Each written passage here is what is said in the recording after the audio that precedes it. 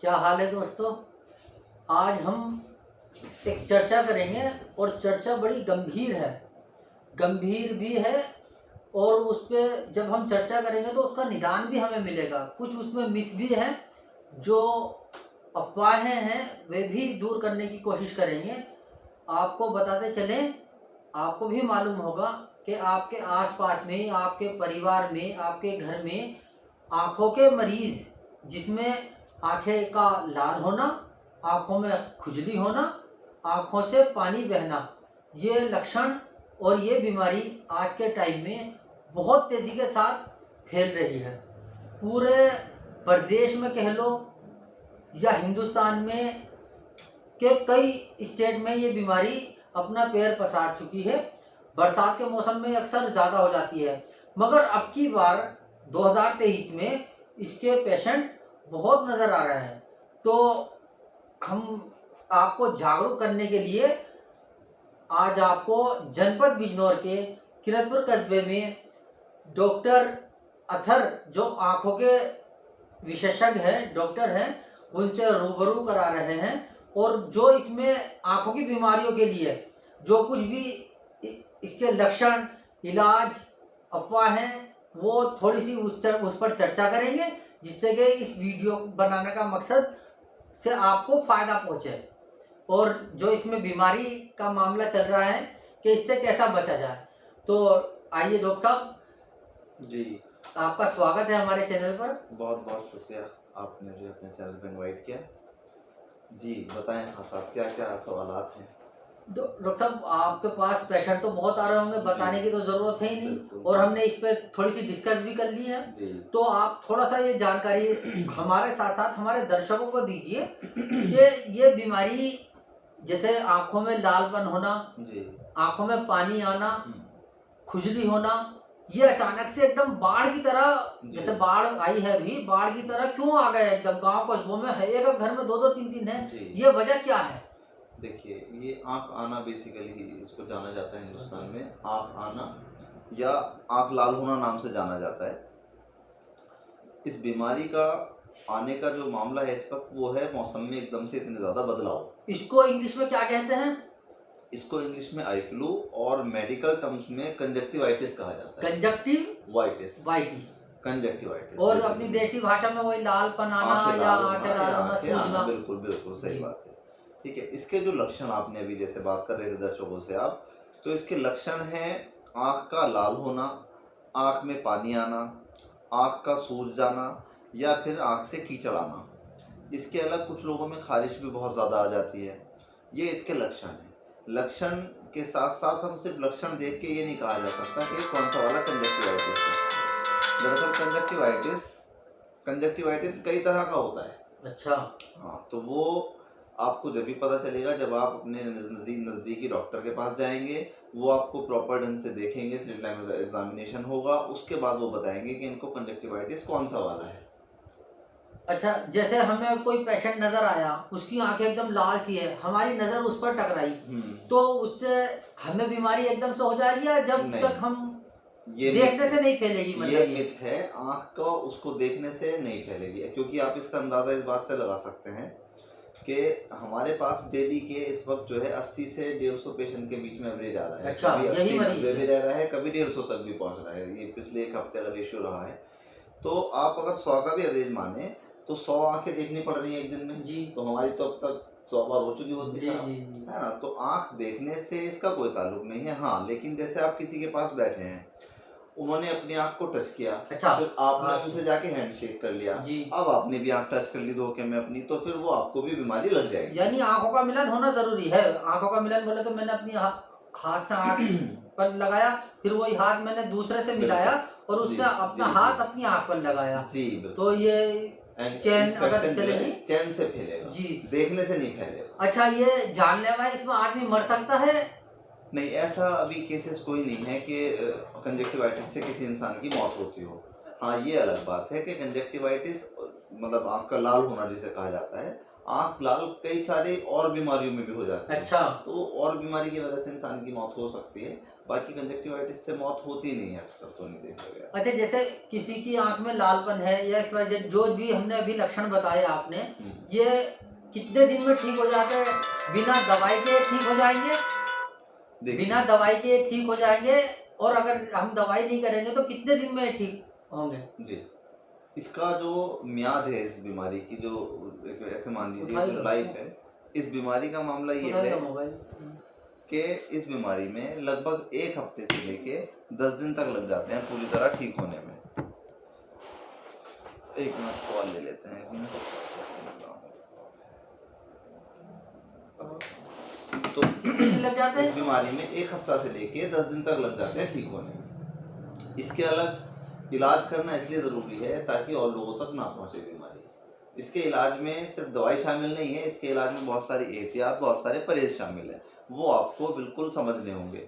मैं उन पे कुछ बता दूं आपको? हाँ बताइए, थोड़ा सा तो इसमें जो एहतियात है वो एहतियात ये है कि इतनी एहतियात बरतनी है कि अपने आप से किसी और को बीमारी ना फैले। यानी इस बीमारी से बचने का तरीका आप बता रहे हैं अभी? बेसिकली तरीका दूसरों यानी हिफाजत करना है। यानी मैं पेशेंट हूँ तो मुझसे दूसरों तक कैसे बचा जा, दूसरे कैसे बच सकें, इस बात को मैं बताने की कोशिश करूंगा।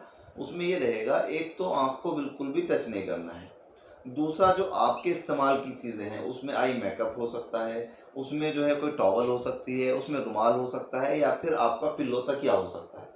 ये चीज़ें ऐसी हैं कि आप किसी से शेयर ना करें, क्योंकि हो सकता है कि आपकी आँख में जो इन्फेक्शन है वो तकिए तक पहुँच चुका है, रुमाल तक पहुँच चुका है जो आपने आँख से टच किया है, या टॉवल में आपकी पहुँच चुका है, तो वो दूसरे इंसान तक ना फैले। इसलिए आपको कोई भी अपनी चीज़ ऐसी वाली शेयर नहीं करनी है ड्यूरिंग जब तक आप पे बीमारी चल रही है।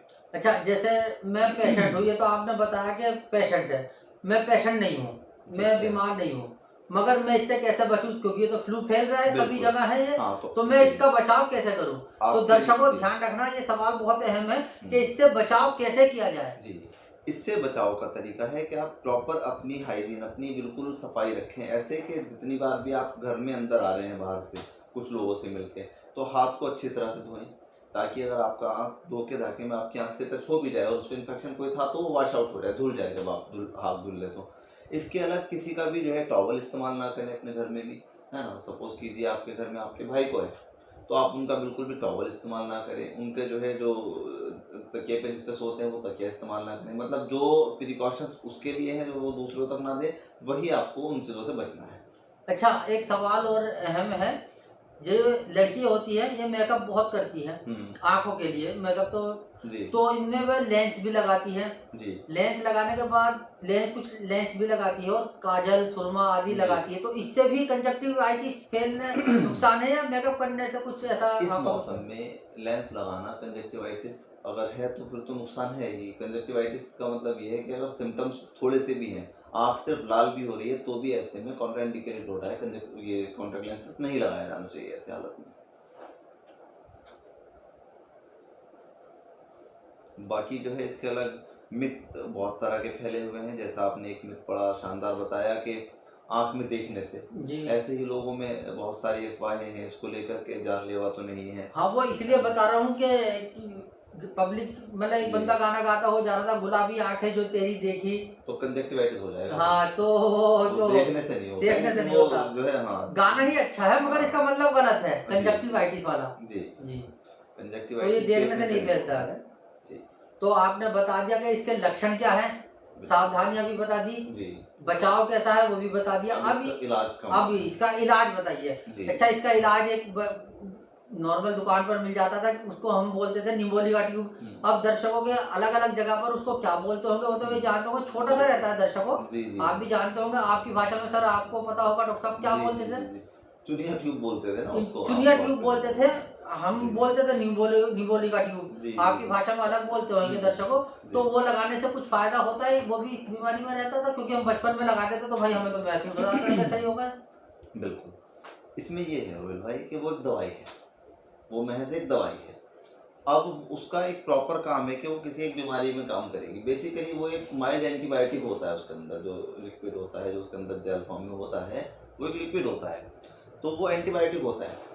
अब उस एंटीबायोटिक से जो बीमारी ठीक हो सकती है, अगर आप उस बीमारी में उसका इस्तेमाल कर रहे हैं तो ठीक होने के चांसेस हैं, लेकिन जिस बीमारी में उस एंटीबायोटिक का कोई रोल ही ना हो तो आप कितना ही डाल लें ठीक होगी?